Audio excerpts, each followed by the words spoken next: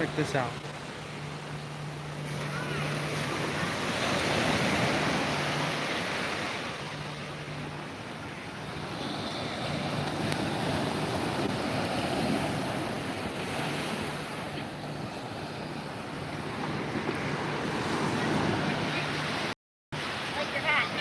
Thank you. Thank you. How perfect was that? They like my hat. Good. I don't know if any of you just caught my live stream on Facebook, but I don't know. I couldn't get as many people watching there. I don't think the notification worked as well there. Obviously, you guys got the notification here.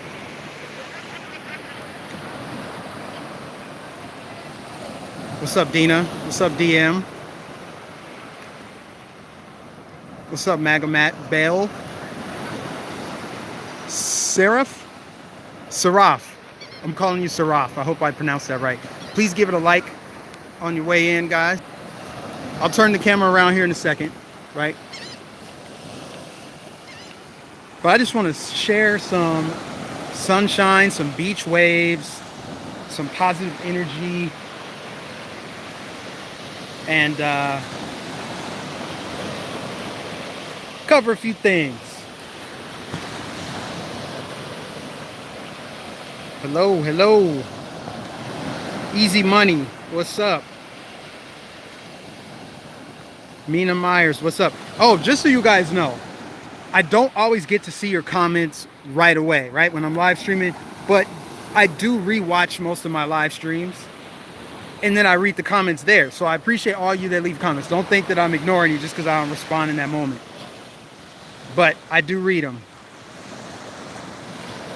Oh, nobody got triggered yet. Nobody's triggered yet. But actually, somebody's probably triggered, but don't say anything.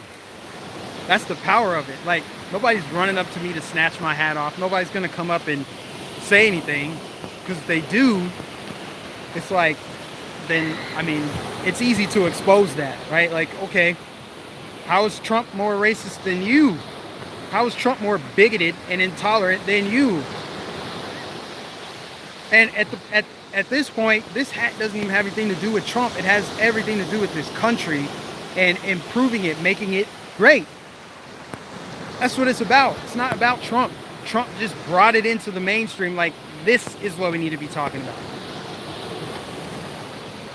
Now, you guys, I'm going to cover it just because everybody else is talking about it and freaking out. These Republicans who voted down Trump's national emergency. Why is anybody surprised? We knew this was coming. We knew that they were going to block this. It's not even like, I'm not surprised by it. Only thing I can really say, and I said this on another live stream, is take note of it. Those are the people that need to be voted out. Plain and simple. Rand Paul, vote that man out. I'm done with Rand Paul. Yeah. Because he showed me he has no nuance. He couldn't look at the situation and see that it made sense to declare a national emergency, given the circumstances, given the fact that Trump has been blocked by a deranged Congress who doesn't want to see him succeed. They would rather have the country fail, which would get rid of his constitution that he loves so much. They would rather see the country fail than Trump succeed. That's the whole reason we're in this situation. But I don't want to spend any more time, waste any breath on it, because we all knew this was coming. It should come as no shock. And Trump's going to veto it, and it's going to go up to the Supreme Court, and then Trump is going to, we'll see what happens there. But between having open borders and the big tech monopolies that have enough power to flip an election, we got to be on our toes for 2020. We do. I would love to see an executive order that protects political free speech on social media. Something, right? We're passing an executive order to protect free speech in college. I care more about the social media aspect of it. I'm tired of being shadow banned. I'm tired of being censored. Why not bring social media under the umbrella of the government? Why not do it? Who cares? It's already being regulated anyway. What difference does it make if Facebook shadow bans you versus the Democrats? Doesn't matter. This is a good point that I bring up too. Imagine if banning Alex Jones had to pass Congress. Republicans would have struck it down and he would still have his platforms. So what's the point? What's the point of trying to protect them, trying to protect these companies? Like, oh, no, we don't need the government controlling and regulating social media. Yeah, we do. We need somebody to do it because right now they have a monopoly. They can't even bring in legit competition. Like legit competitors can't even enter the marketplace because of the croniness of it. It's like, oh, yeah, Apple, how about you create some artificial barriers to this competitor that wants to set up an actual free speech zone? Why don't you block them from the App Store? And what we'll do is we'll give you an exclusive Twitter feature. That's how it works. These deals get made to box out competition. And it's gonna be a big problem. It's already a big problem, but it's gonna be a bigger problem as we move towards 2020. You're just gonna see more arbitrary censorship. They're gonna be selective. They're gonna continue shadow banning channels like mine. How is it that I have 3 times the subs that I did 4 months ago, but I have half the views? Right? That video I posted the other day, I put it on Facebook.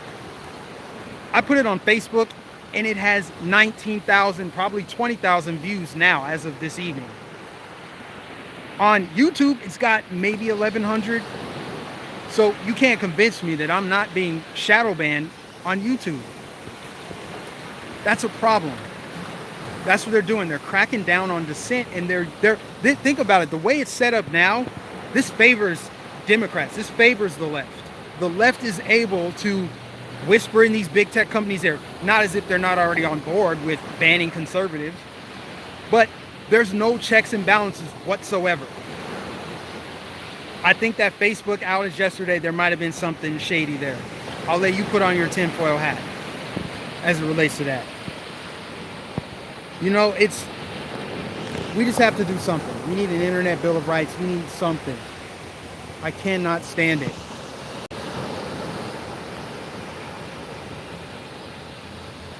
Who's going to monitor the monitors? What do you mean? It's called checks and balances. Appreciate the super chat, Joey. We're talking big tech tyranny and the censorship, right? I'm pissed off because I have 3 times as many followers as I did for the Young Black Leadership Summit, but I'm getting like half, even a quarter of the views that I was getting before. The video I released a couple days ago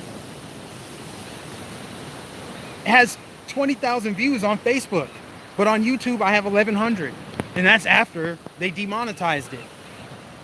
So I'm tired of it. So you said checks and balances. Who's gonna monitor the monitors? Well, like I just gave an example a few minutes ago. Imagine, if you will, that removing Alex Jones from the internet had to pass a Republican-controlled Senate. That's what you call checks and balances, right? Democrats say, oh no, we need to get him out of there, he's hate speech. And that's after all the CNN and mainstream media pundits go lobby with their freaking leftist politicians like, oh, we need to ban these conservatives. Let's get Ben Shapiro off YouTube. We need to get these people out of here. Okay, let's come up with some outlandish bill that violates free speech, and then we'll pass it. We'll get him banned. Okay, Republicans will say, no, you're not doing that. That's what I mean. Just some kind of check and balance, because they're already regulating it anyway. It's already, what difference does it make? It might as well come under the umbrella of the government. It might as well. It doesn't matter. I think that's the only way that we're going to see fairness, because people aren't standing on rocks in the middle of, they're not standing on platforms to use free speech anymore. It's on the internet. It's the public town square. Like I've said so many times before, that's where people are engaging in freedom of speech. It's online.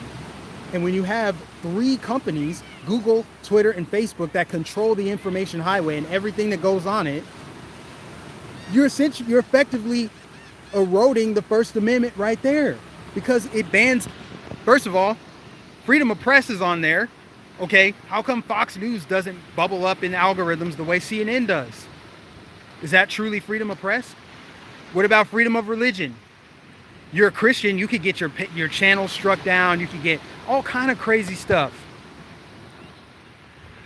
And just the average everyday guy like me, what am I doing online? I'm not violating anybody's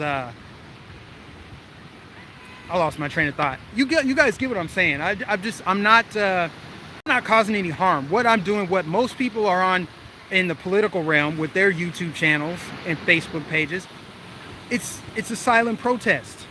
It's a silent protest, but the left will have none of it. So we got to take them to task somehow. I just wish Trump would do something about it, because he already acknowledged that conservatives are being censored. He tweets about it like, oh, I don't like what Twitter's doing. I don't like what Facebook is doing. Well, you're the president. Executive order. Do something. At least push back on them. They need to declare themselves public utilities so that we can have some internet bill of rights or some kind of way to protect freedom of speech online. Because between that and illegal immigration, 2020 is going to be a fight. A fight. They're going to do whatever they can.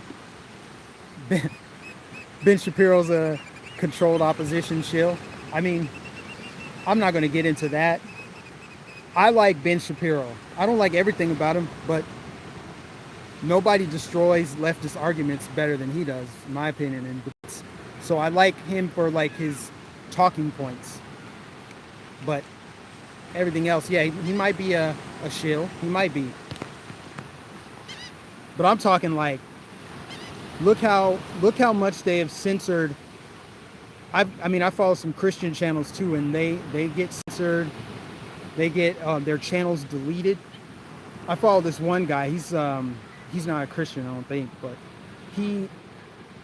he's had like 18 channels removed, and all he does is talk about like how everything we see, everything that goes on is just a ritual. They're just making mockery of us. All the news stories are contrived. We know that. We already knew that. But he just pretty much exposes that, and he says it's by the numbers. He talks about like gematria and stuff. Anyway, he's had like 17 channels removed from YouTube. For what? Because someone's feelings are hurt? Because he doesn't kowtow to their ideology? That's what I'm saying. Joey said, Uncle Sam, the bail system monopoly. It is a monopoly. I mean, I don't like Elizabeth Warren, but at least Elizabeth Warren has publicly said, we got to break up the big tech monopoly. We have to do something. So if Elizabeth Warren is saying that, which she might be bullshitting, but she still brought it up. I don't understand why, and I know why. It's because we have coward Republicans. Cowards. The Republicans in Congress suck. I mean, I think that there's still a sliver of hope. If you look at some of the state and local Republicans, like Ron DeSantis is kicking ass down here in Florida. He gives me hope for the future. I hope he does run for president before he gets corrupt, because when you have a career politician, they're going to become corrupt. It's inevitable. It happens eventually. So hopefully someone like Ron DeSantis and some of these other Republican governors in other states can infiltrate Congress and bring about the change that we really need. At least provide some kind of real opposition to the left. I love Ron DeSantis too. He is the man. He is the man. And he sets the tone for bipartisan politics. His approval rating amongst all Floridians is like well over 50%. I think they said it was like 57%. That's crazy considering how he was elected, who he was going up against. You had the monkey this up thing. Everyone was just down on Ron DeSantis, and he's governing like a libertarian damn near. And he's doing a lot of great things, but he gives me hope for the future. Because, I mean, I don't know what else we can really do. I don't know what else we can really do unless we get some real people in there. People that actually, real politicians that represent the people. I almost feel like people that run for Congress should be outsiders, political outsiders. No, don't study political science in college. Don't um, don't be on like councils or anything. Just straight up, just throw your name in the hat. That will bring change. Because let's say someone like me ran for Congress, and you guys have said that, Mike, you need to run for office. You need to run too. It's not my those aren't my strengths. I'm not gonna put on a suit and tie. I'm not gonna be more polished. I use profanity every now and then. I don't want prying eyes. I got straight up interrupted there. I don't want prying eyes into my private life. Think about how they do people like Kevin Hart. They will dig up your past and use it to take you down. I'm not built for that. I can be honest for that. So there's no way I'm running for Congress. But we need people like that to run for Congress. Yeah, I'm back. DM. I'm actually gonna wrap this up because it's just gonna get dark. Here, the sun is already set. But yeah, guys, we have to do something. And also, the video, I already recorded it. I think you guys will like it. Some of you are going to get triggered and probably unsub. I don't care. But I'll upload that when I get back in the car. And I'll talk to you guys soon. Appreciate you. Thanks for the super chat, Joey. I might go live later. I'm going to try to have some more guests on my channel. That's all I can really do since I'm being shadow banned and it's been 100% confirmed. I confirm that I'm being shadow banned. The best thing I can do is help smaller channels grow. Because I'm lucky to get 10 new subs a day. I'm lucky to get 1,000 views on every video. So the least I can do is pay it forward and help somebody else grow. But I appreciate you guys, all of you.